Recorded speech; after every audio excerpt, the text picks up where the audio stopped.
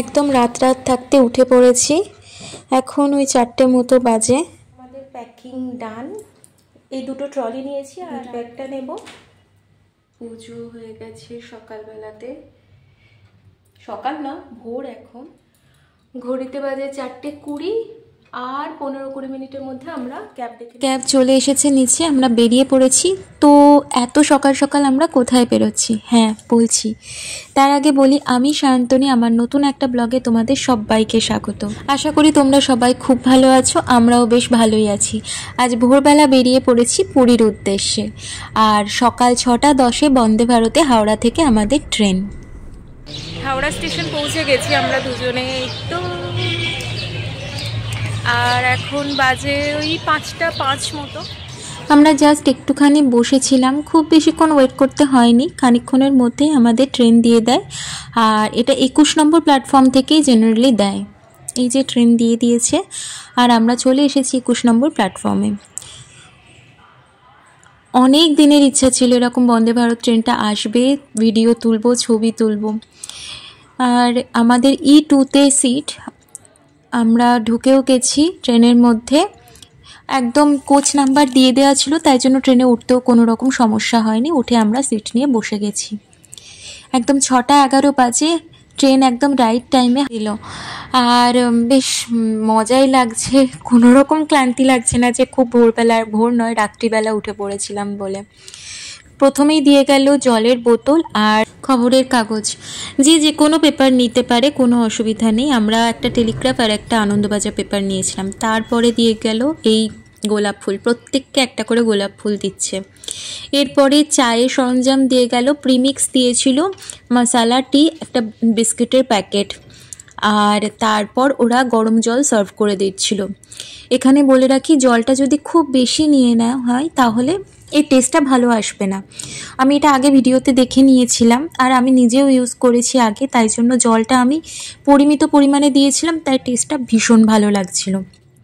আর প্রিমিক্সটা ছিল মশালা টিয়ে, তার জন্য খেতে বেশ একটা আমেজ চলে আসছিল চায়ের।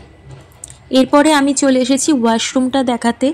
ট্রেন খুব স্পিডে যাচ্ছে, তাই জন্য আমার একটু নড়ছে ভিডিওটা করতে গিয়ে। এখানে একটা ড্রায়ার আছে, হাতটা ধুয়ে হাতটা পরিষ্কার করে নেওয়ার পর হাতটা শুকিয়ে নেওয়ার জন্য। তো আমি আগে ওই ড্রায়ারে হাত দিয়ে নিয়েছি, তারপর জল খুলে দেখাচ্ছি।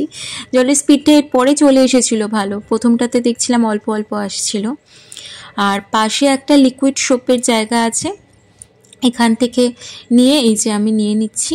এরপর হাতটা ধুয়ে তারপরে ড্রায়ারে হাতটা শুকিয়ে নেওয়া, এই হলো ব্যাপার। আর মোটামুটি ভালোই ঠিকঠাক সাইজের ওয়াশরুম, একটা বড় মিরর রয়েছে। 7:38-এ টাইম ছিল খড়গপুর স্টেশনে পৌঁছানোর, পুরো একদম ওই টাইমেই পৌঁছে যায়। খড়গপুর স্টেশনে পৌঁছানোর পর সমস্ত প্যাসেঞ্জার উঠে যাওয়ার পর আমাদের ব্রেকফাস্ট সার্ভ করা হয়। অনেক কিছু ছিল ব্রেকফাস্টে। প্রথমেই বলছি, ওই যে ফয়েল প্যাকের মধ্যে, ওর মধ্যে 2টো ব্রাউন ব্রেড ছিল। আর এখানে প্রথমে হ্যান্ড স্যানিটাইজ করার জন্য পেপার ছিল, ওয়েট পেপার ছিল, জ্যাম, কেচাপ, বাটার, একটা কলা। আর একটা ফয়েল প্যাকের মধ্যে রয়েছে, এটা খুললেই দেখাচ্ছি, এর মধ্যে রয়েছে ডাবল ডিমের অমলেট, অমলেটটা খুব মোটা, তার সাথে ফ্রেঞ্চ ফ্রাইজ আর মটরশুঁটি সেদ্ধ করা, একটা ভ্যানিলা কেক আর একটা অ্যাপেল জুস ছিল। টেস্ট কিন্তু আমার খুবই ভালো লেগেছে বলা যায়, মানে নুন নেই, গোলমরিচ নেই, কিছু দেওয়া নেই, এরকম বিস্বাদ নয়। ডিম ভাজার মতো হালকা নুন দেওয়া ছিল, গোলমরিচ দেওয়া ছিল, ফ্রেঞ্চ ফ্রাইজের মধ্যেও হালকা নুন দেওয়া ছিল। আমি কি করেছিলাম, বাটারটা পাউরুটির মধ্যে ভালো করে 2টো পাউরুটিতে মাখিয়ে নিয়েছিলাম। তারপর ডাবল ডিমের অমলেটটার আর হাফ পোর্শন নিয়ে 2টো পাউরুটির মাঝখানে ঢুকিয়েছিলাম। কেউ কেচাপ ইউজ করতে চাইলে কেউ কেচাপ ইউজ করতে পারে, কিন্তু আমি কেচাপ নিইনি। এরপরে স্যান্ডউইচের মতো করে খেয়েছিলাম, এটা আমার বেশ ভালো লেগেছে, তোমরা খেয়ে দেখতে পারো। ট্রেনের মধ্যেই এই কারুকার্যগুলো আমি করছিলাম, আর কি করব।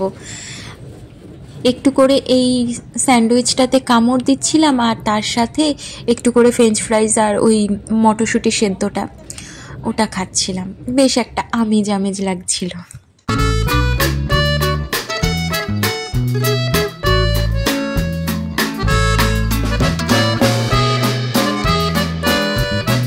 খাওয়া দাওয়া করে নেওয়ার পর আমি অ্যাপেল জুসটা বসে বসে অনেকক্ষণ আয়েশ করে খেয়েছি। মানে আমি কেকটা আর অ্যাপেল জুসটা রেখে দিয়েছিলাম, তারপরে ওই অ্যাপেল জুসটা অনেকক্ষণ ধরে খেয়েছি। কেকটা আমি আর খেতে পারিনি বাবা, ওটা রেখে দিয়েছিলাম ব্যাগের মধ্যে।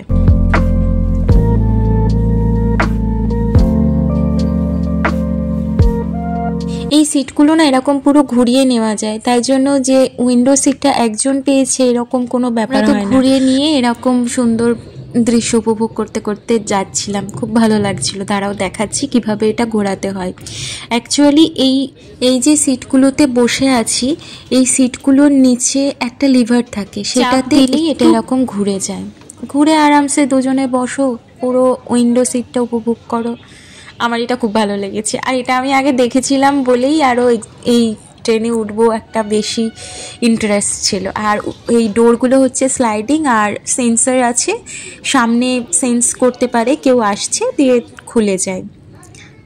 তো একটা ব্যাপার তোমাদের দেখিয়ে দিই, দাঁড়াও। আমার চার্জ প্রায় শেষ হয়ে গেছিলো, তাই জন্যই মনে পড়লো এটা দেখিয়েও দেওয়া যাবে। সেটা হলো এই যে নিচে চার্জার পয়েন্ট আছে, এইখানে তুমি আরামসে চার্জ দিতে পারবে। আমি এত ভিডিও করতে করতে চার্জ প্রায় শেষ হয়ে গেছিলো, এই দেখো 18% চার্জ শুরু হয়ে গেল। তো খানিকক্ষণ চার্জ দিয়েছিলাম।